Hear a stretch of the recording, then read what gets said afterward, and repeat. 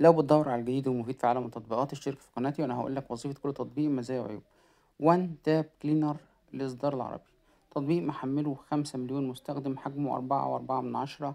دائما أنا ما بنصحش بأي حد يحمل التطبيقات اللي هي بتمسح الميموري كاش بتاع التطبيقات والتليفون وكده. بس التطبيق دوت رغم إن محمله 5 مليون، بس التقييمات بتاعته وتعليقات المستخدمين اللي جربوا التطبيق، وإن هو بيشتغل أوتوماتيكي من غير ما تبقى كل شوية يجيلك إشعار إن الجهاز تقيل بتاعك، وبعد كده تخففه فيجيب لك إعلان، فطول ما أنت شغال هو بيجيب إعلانات وفي نفس الوقت بيعمل لك بيتقل لك الجهاز عشان يخففه لك تاني. لقيت التطبيق ده حاجة مختلفة.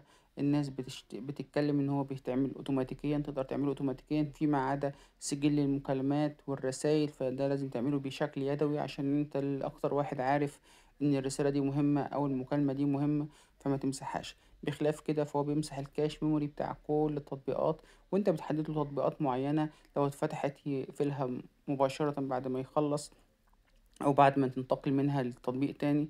فده بيسهل لك وبيخلي الجهاز على طول خفيف وسلس. لو ما كنتش تعرف التطبيق قبل كده واول مرة تعرفه من خلال قناتي، شير ولايك وسبسكرايب. لينك التطبيق اسيبهولك في الديسكريبشن. واستناني تاني في تطبيق جديد في قناتكم مراجع برامج.